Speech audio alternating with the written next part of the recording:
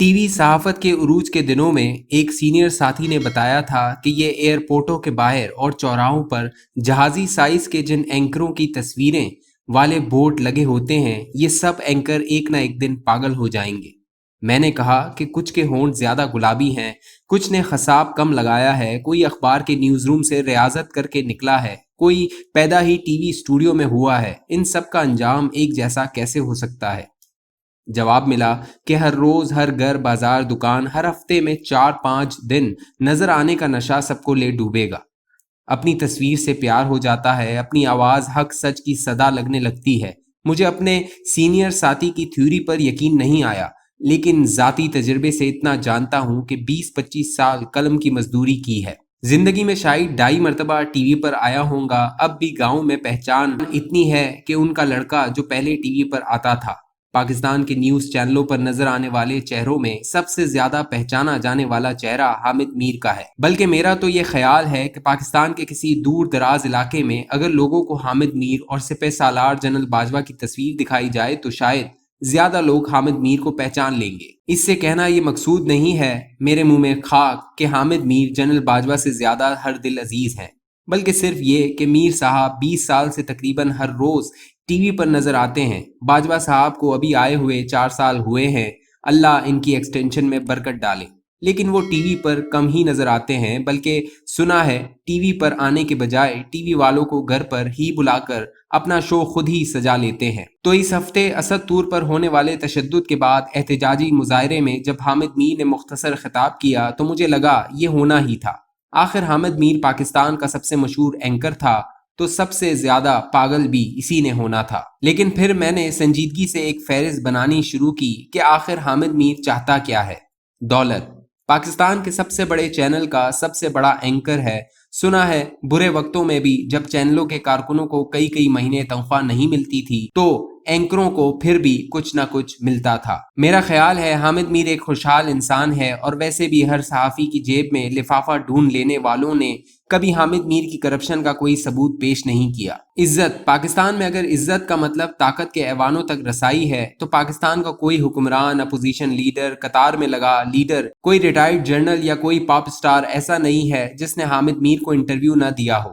بلکہ کہنے والے تو یہی کہتے ہیں کہ وزیر اعظم بننے سے پہلے 20 سال تک عمران خان ہر روز یہی سوچتے تھے کہ پتہ نہیں آج حامد میر اپنے شو میں بلائے گا یا نہیں، اور حامد میر نے کم ہی انہیں مایوس کیا۔ بے عزتی۔ مجھے ٹی وی ٹاک شو دیکھے ہوئے کئی عرصہ ہو گیا، لیکن کوئی مہینہ نہیں ہوتا کہ سوشل میڈیا کھولو تو حامد میر کے خلاف ٹرینڈ چل رہا ہوتا ہے، اور کئی مرتبہ تو ڈھونڈنے سے بھی پتہ نہیں چلتا کہ اب میر صاحب نے کر کیا دیا۔ کبھی ان کے ماتھے پر اسرائیل کا جھنڈا ہوتا ہے تو کبھی ہندو پنڈت کا روپ دھار لیتے ہیں، کبھی نواز شریف یا زرداری کا پٹا پہنایا ہوتا ہے۔ لگتا ہے کچھ لوگوں کی ڈیوٹی ہے کہ کچھ اور سمجھ نہ آئے تو اس حامد میر کو غدار کہہ کر دہاڑی بنا لو۔ تو مجھے پورا یقین ہے کہ حامد میر دولت، شہرت، عزت اور بے عزتی کے معاملے میں خود کفیل ہیں۔ تو کیا وہ پاکستان کے دشمن ہیں، غدار ہیں، یا جیسا کہ ان کے نقاد کہتے ہیں کہ ان کا ایجنڈا وہی ہے جو پاکستان کے دشمنوں کا ہے؟ سچی بات یہ ہے کہ اگر مطالعہ پاکستان کی کتابوں میں اصولوں کے مطابق ایک شہری کی تشکیل دی جائے تو وہ شاید حامد میر سے ملتا جلتا ہوگا۔ اسلام اور فوج سے محبت کرنے والا، ہندوستان سے دشمن داری والا، اسرائیل کو نیست و نابود کرنے کے خواب دیکھنے والا۔ مجھے یقین ہے اگر پاکستانیت کا کوئی مقابلے کا امتحان ہو تو حامد میر پہلی پوزیشنوں میں سے ایک لے گا۔ اب اس درجے پر پہنچا ہوا پاکستانی بھی اگر غدار ہے تو ہم جیسے کمزور ایمان والے پاکستانی کس کی ماں کو خالہ کہیں؟ حامد میر نے کچھ غلطیاں کی ہیں جو ہمارے ٹی وی اینکرز نہیں کرتے، اور میرا اشارہ 20 سال تک عمران خان کے انٹرویوز کرنا نہیں ہے، کیونکہ وہ تو سب نے کیے ہیں۔ وہ غلطی یہ ہے کہ اسلام آباد اور پنڈی میں بیٹھے ہمارے حکمران جس پاکستانیوں کو مقبوضہ علاقوں کے شہریوں کی طرح دیکھتے ہیں، ان کی آواز عوام تک پہنچائی ہے، کم کبھی لیکن بات ضرور کی ہے۔ جب غائب کر دیے گئے بلوچوں کے گھر والے پورے پاکستان کا سفر کر کے اسلام آباد پہنچتے ہیں تو انہیں اپنے شو میں صرف حامد میر نے ہی بلایا تھا۔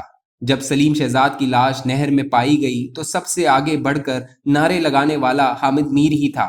اس کے علاوہ پاکستان کے قبائلی علاقوں میں، بلوچستان کے دور دراز ضلعوں میں، سندھ میں جب بھی صحافی قتل ہوا، اغوا ہوا، حامد میر نے آواز اٹھائی۔ جب خود کراچی میں 6 گولیاں کھائیں تو شاید سمجھ آ جانی چاہیے تھی کہ حملہ آور کی طرف انگلی اٹھاؤ گے تو وہ ایک شخص ہی نہیں پورے ادارے پر چڑھ دوڑے گا، اور اس کے بعد ہر صحافی کو ہر روز اپنے لیے حب الوطنی کا سرٹیفکیٹ لینا پڑے گا، جو ظلم قبائلی علاقوں اور سندھ کے چھوٹے شہروں کے چھوٹے صحافیوں سے ہوتا ہوا اسلام آباد کے مرکز تک پہنچا۔ کسی کو تو پاگل ہو کر بولنا ہی تھا۔ تو حامد میر بول ہی پڑے، اور بولتے بولتے سب گر ہستی والے لوگوں کے دلوں میں خدا کا خوف بھی ڈالتے گئے کہ اگر ہمارے سینئر فوجی جنرل اپنے گھر میں محفوظ نہیں ہیں تو پھر ہم کس باغ کی مولی ہیں۔ بس ایک چھوٹا سا گلہ، میر صاحب کو ایک سابق فوجی حکمران کو چوہا نہیں کہنا چاہیے تھا۔ یہ ہمارے بزرگوں کی تعلیم نہیں ہے، ویسے بھی پاکستان کا چوہوں نے کیا بگاڑا ہے؟